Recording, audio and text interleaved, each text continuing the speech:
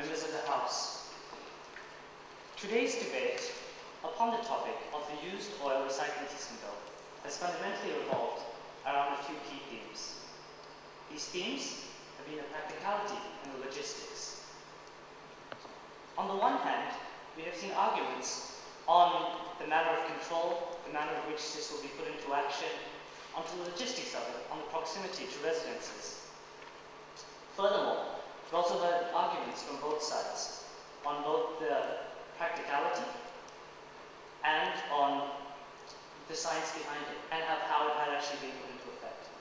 However, moving beyond these, there are also issues of both economics and jurisprudence which underlie the policy which we are discussing today. First of all, I'd like to bring the House's attention to the provisions which regard to the powers of the committee and the breadth which it holds in the government's hands. Though we have faith in the strength and the integrity of our government, we must always have checks and balances. It is the essence of democracy, the essence of the society in which we reside. First of all, Section 7, Section 6. The committee may, for the purposes of this Act, carry on such activities as appear to the committee to be advantageous, necessary, or convenient for it to carry on in connection with the discharge of its duties and functions in this Act. These broad provisions give the committee far too much power, far too much sway to pursue their end.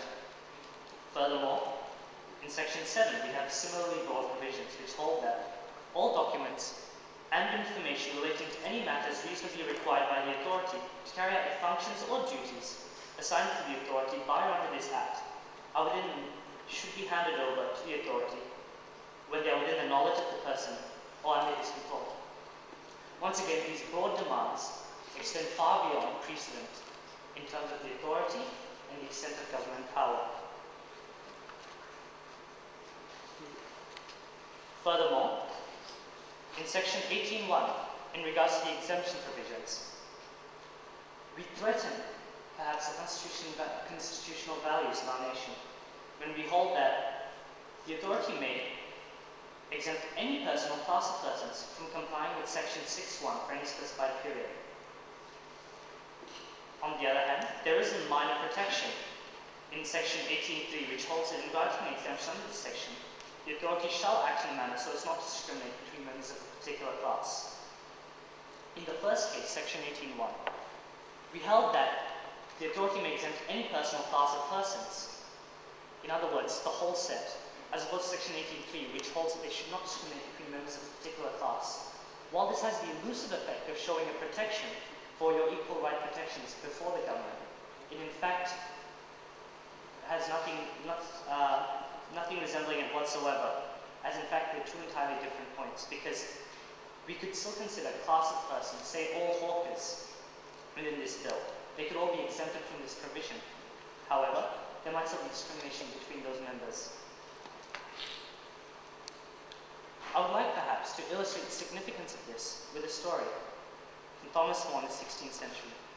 Thomas More was the first Chancellor of the Courts of Chancery. A conversation with his nephew went like this. Roper, his nephew, asks, "So now, you give the devil the benefit of the law?" "Yes," says Thomas More. "What would you do? Cut a great hole through the law of the land to get after the devil?" To which Roper replies, "I'd cut down every law in England to do that." And then Thomas More asks him, "And when the last law was cut down, and the devil turned around on you, where would you hide, Roper?"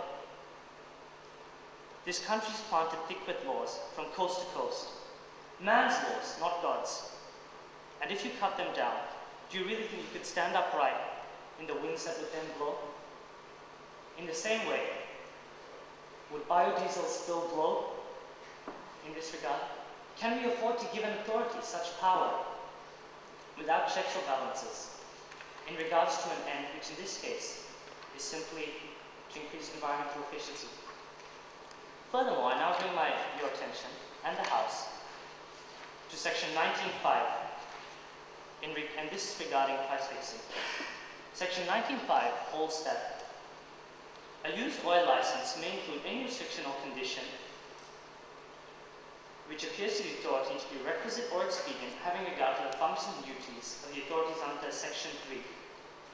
Section 6 holds, without prejudice to the generality of subsections 1 and 6, a used oil license may include any condition, Section B, controlling or fixing prices to be charged for the services provided by a transportation licensee.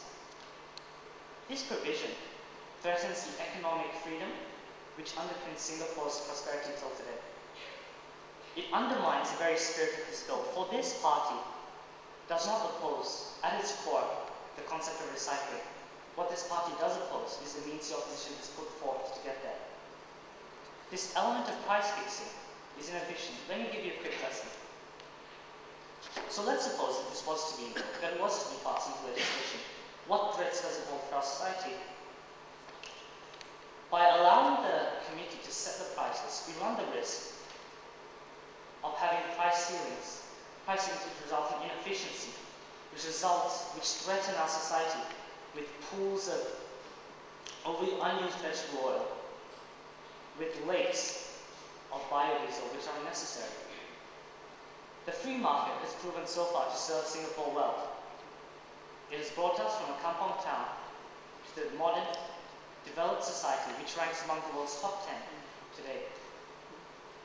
It has come about because we have had a belief in enterprise, in free trade, in the ability of people and their hope, their audacity to spring up, to find growth, to find a way forward. By setting such provisions which limit, which constrict, which deny them this ability, we run the risk of stunting our growth in the future, especially in a field which has as much potential as biodiesel. This is a risk I cannot allow to stand in this House. And on this grounds, I conclude. Thank you.